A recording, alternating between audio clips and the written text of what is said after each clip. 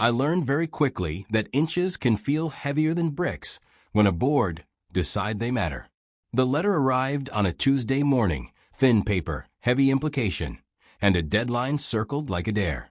Could inches really trigger liens before Friday's deadline, or was this just another flex in an HOA nightmare that had finally picked my address? The quiet of the cul-de-sac felt brittle that morning, wind tapping the mailbox, sunlight sliding across fresh boards I'd measured twice. I wasn't new to rules or responsibility. I'd bought into this neighborhood because it promised calm and consistency, a place where things were predictable and disputes ended with polite nods. But predictability cuts both ways, and when it's weaponized, it becomes a lever. The notice spoke in careful language about compliance, fines, and escalation, and it hinted at consequences without shouting them. It didn't need to shout. The ticking clock did that for it. I stood there longer than I meant to, rereading the paragraph that mentioned weekly fines and potential liens, imagining the math stacking up while nothing physically changed. The fence didn't grow. The inches didn't move. Only the threat expanded. The air smelled like cut grass, a mower somewhere starting up, and I realized how fast normal sounds turn sharp when you're suddenly on the wrong side of authority. This wasn't a dramatic neighborhood known for disputes. It was a curve of homes with porches facing each other, kids' chalk fading on sidewalks, and an unspoken agreement to mind our own business. Or, at least, that's what I thought until the board decided to mind mine. The hint of revenge or justice hovered there unformed, because I didn't yet know which direction I'd have to go. The background matters because the board mattered. Our association was run by a small committee, efficient on paper, rigid in practice. One member, the vice chair, had a reputation for precision and persistence, the kind that reads like dedication until it turns personal. Rules were quoted the way others quote poetry, with reverence and confidence. I'd seen neighbors comply quietly, sometimes grumbling, sometimes relieved it wasn't them this time. The fence went up after months of planning. I'd checked the guidelines, compared heights, and hired a contractor who had worked in the area for years. The rule was straightforward, a maximum height measured from grade, with allowances for slope. I'd read it, highlighted it, and saved a copy. That copy became evidence prop number 1, the CCR excerpt I printed and tucked into a folder labeled simply fence. The cul-de-sac sloped gently, nothing dramatic, but enough that grade mattered. That nuance was where things lived or died. The board's notice cited a measurement taken at one post, on one side, without acknowledging slope or variance. It was neat and tidy, like a spreadsheet cell, and just as detached from reality. The vice chair's signature sat at the bottom, calm and final. I wasn't angry yet. I was curious. Curiosity is safer at first. It keeps your voice level and your hands steady while you gather facts. I walked the fence line again, morning light catching the grain, birds scattering as I paced it out. The sensory detail grounded me, the scrape of gravel under shoes, the hum of traffic beyond the trees. Everything felt normal except the letter in my hand. The board had attached a timeline. Compliance expected within 10 days. Fines assessed weekly thereafter. Liens considered after continued noncompliance. The word considered did a lot of work. It suggested restraint while promising pressure. It also set the stage for what this really was, an HOA versus homeowner standoff framed as routine enforcement.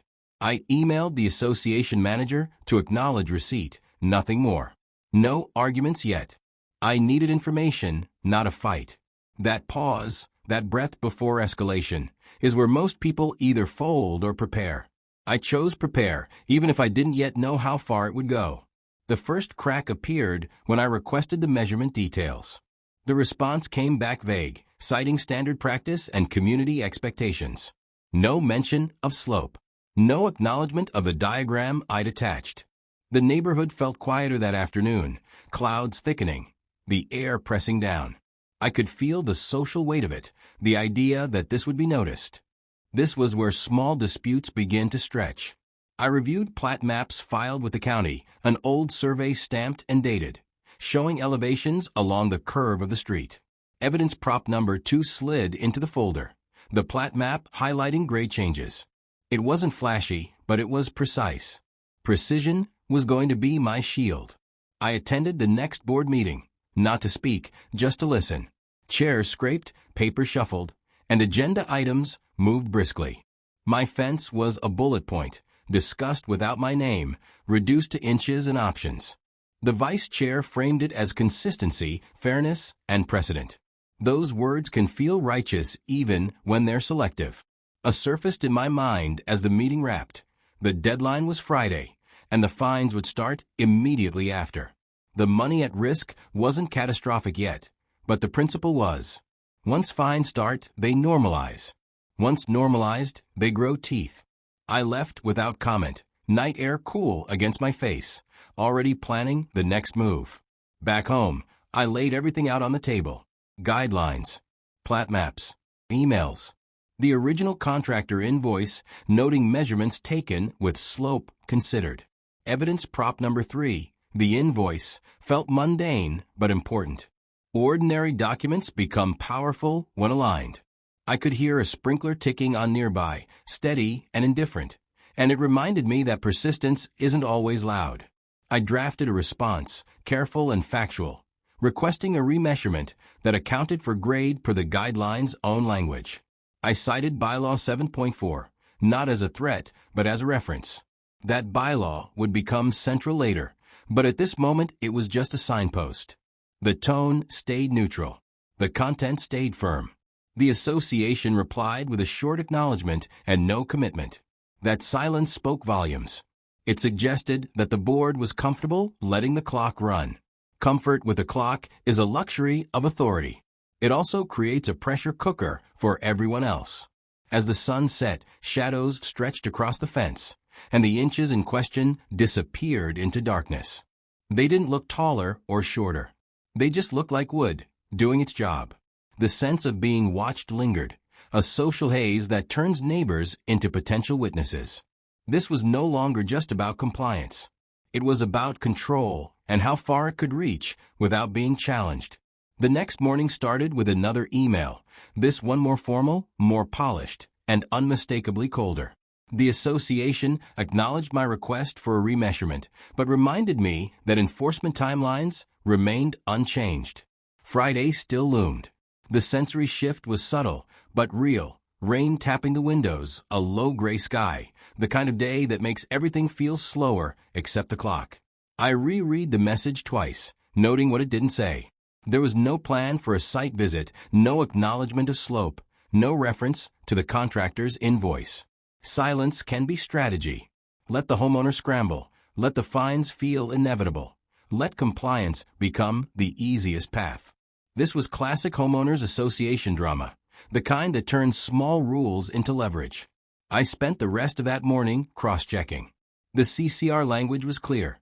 Fence height measured from finished grade, allowances for slope, variances possible with documentation. I highlighted those sections, printed them again, and added sticky notes with dates. Organization became my quiet rebellion. By midday, a neighbor stopped mowing across the street and watched as I measured again, tape stretching, snapping back. No words exchanged, just awareness. Social shame is an unspoken tool. Once enforcement becomes visible, everyone wonders who's next. That pressure isn't written into bylaws, but it's felt just the same. The board's next move came faster than expected. A second notice appeared in the portal, labeled Final Warning, dated Wednesday. Evidence prop number 4 slid into my folder. The final notice dated May 12th, despite the original timeline still technically running. The escalation was subtle, but undeniable. They were compressing the clock. A bit hard here. The deadline wasn't just Friday anymore. It was effectively now. Weekly fines were listed at a specific amount, modest on its own, menacing in accumulation. The math sat there, waiting to multiply. I responded again, attaching the Plat map excerpt and the contractor invoice, explicitly requesting a variance review under bylaw 7.4. I kept the tone measured, almost boring.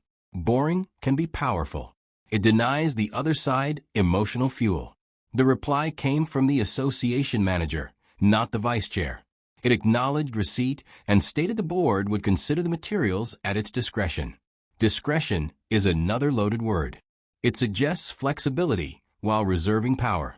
Outside, thunder rolled distantly, a low reminder that pressure systems always collide eventually. By Thursday morning, whispers had started. A neighbor texted to ask if everything was okay, casual but curious. Another waved a little too deliberately. Community shaming doesn't require announcements. It spreads through glances and half questions. This was no longer a private dispute. Thursday afternoon brought the escalation I'd been bracing for. An updated ledger appeared, pre-populating fines set to activate after Friday. It was procedural, almost automated, but seeing numbers aligned with my address made it real. This was HOA fines gone wrong territory, where process outruns fairness. I attended an emergency committee meeting scheduled that evening. Again, I didn't speak. I listened. The vice chair framed my documentation as interesting but incomplete, questioning the contractor's neutrality and the Plat map's relevance. The committee nodded along, some hesitant, some convinced. The sound of rain against the building punctuated the discussion, each drop like a tick of the clock. A surfaced around 20:00 in my internal timeline. If the board voted to proceed, liens weren't just theoretical. They were procedural, steps away. Legal consequence, without courtroom drama, just paperwork. I went home and reorganized everything one more time. I prepared a concise packet, tabbed and indexed, with a cover letter referencing only facts. Evidence prop number 5 joined the set. A board agenda excerpt showing variance review as a standard item, not a favor. That mattered. It reframed my request as routine, not rebellious. Before midnight, I sent one final email, attaching the packet and requesting placement on the next agenda. No accusations. No threats. Just record. The house was quiet, the hum of the refrigerator steady, and I felt the strange calm that comes right before something breaks or bends. The board cited my fence for inches, escalated fines, and threatened liens before Friday, despite documentation supporting compliance under slope allowances. I gathered plat maps, invoices, and notices, pushing for a variance review under bylaw 7.4 as the clock tightened. Friday arrived with clear skies and sharp light, the kind that makes every edge stand out. I checked the portal first thing. No new fines yet, but the ledger sat ready. The association manager emailed to confirm my packet would be reviewed the following week, after the deadline. That was the tell. Delay was the tactic. This was where Section 5 began, the pivot from defense to retaliation. Not loud retaliation, not reckless, but structured. I filed a formal request for alternative dispute resolution, a process outlined but rarely used. Evidence prop number 6 entered the narrative. The ADR request form, time-stamped and acknowledged. I teased the next phase around 30:00. If the board ignored procedure, I wouldn't just argue inches. I'd challenge process. Process is the skeleton of authority. Crack it, and the rest wobbles. I also requested records of prior fence variances over the last 5 years. Transparency requests aren't aggressive. They're administrative. They also reveal patterns. Outside, a delivery truck rumbled past, ordinary life continuing while the groundwork for a petty revenge HOA story quietly set. The association acknowledged receipt of the ADR request late Friday afternoon. The fines did not post. The silence that followed felt different this time, less confident. I closed my laptop, stepped outside, and looked down the curve of the cul-de-sac. The fence stood unchanged, sunlight warm on the boards, waiting. The weekend passed without updates, which in this situation was information all by itself. Boards that feel secure usually speak quickly. Boards that sense risk tend to pause. I spent Saturday organizing records and Sunday drafting a timeline, not for confrontation, but for clarity. The sensory calm was almost unsettling. Birds in the morning, kids biking in slow loops, nothing outwardly tense. Inside, everything was lined up. Monday morning brought confirmation that the ADR request triggered an automatic hold on enforcement actions. The fines were frozen pending review. That wasn't victory, but it was leverage. The committee now had to justify every step, not just assert it. This was the pivot point in an HOA revenge story, where patience turns into pressure. A landed here. Money at risk had paused, but reputation hadn't. The vice chair's authority was now quietly questioned, and that kind of scrutiny lingers. I submitted the records request follow-up, polite but persistent. By Wednesday, the association produced summaries showing multiple variances granted on similar slopes. None had been flagged or fined. The pattern was clear, without commentary. Evidence prop number 7, the variance summary, completed the arc from suspicion to substantiation. The ADR meeting was scheduled for Thursday afternoon. No speeches, no grandstanding, just documents and timelines. I presented the packet, walked through grade measurements, and referenced bylaw 7 for exactly once. Less is more when facts do the work. The room felt cooler than expected, air conditioning humming steadily, papers rustling softly. The vice chair attempted to reframe the issue as community standards rather than measurements. That pivot failed when the variance summaries sat open on the table. Standards applied unevenly aren't standards, they're preferences. The committee members shifted, some nodding, some avoiding eye contact. This was the climax, without theatrics. No shouting, no sudden savior, just accumulation. The committee voted to recognize the fence as compliant based on slope allowances and withdrew the notices. A brief pause followed, the kind where everyone recalculates what just changed. The satisfying part came next. The committee agreed to update enforcement procedures, requiring documented measurements and variance checks before notices. It wasn't framed as my win, but as a policy improvement. That framing mattered. It allowed everyone to save face while correcting course. The vice chair recused themselves from future enforcement reviews pending training. Quiet accountability, not public shaming. In community dynamics, that's often the most effective outcome. The fence stayed. The fines disappeared. The lien threat dissolved into a footnote. I walked home afterward, late afternoon, light catching dust in the air, feeling the weight lift. This wasn't just HOA versus homeowner anymore. It was proof that process, used properly, can check overreach. Aftermath is always quieter than buildup. Neighbors relaxed, conversations normalized, and the cul-de-sac returned to its rhythm. A few people asked how it turned out, careful not to pry. I kept it simple. Documentation mattered. Timing mattered. Inches mattered, but only because power made them matter. The cost wasn't financial in the end, but emotional. Weeks of tension leave a residue. Still, the outcome reinforced boundaries, not just for me, but for everyone watching. Karen-neighbor drama loses its edge when transparency enters the room. Tell me your fence or HOA nightmare in one-line bellow. As for what's next, the board has another agenda coming up, and the neighborhood has other rules waiting to be tested. There's always another line, another interpretation, another quiet showdown brewing somewhere nearby. I'll be there to tell it, because sometimes the smallest measurements reveal the biggest truths.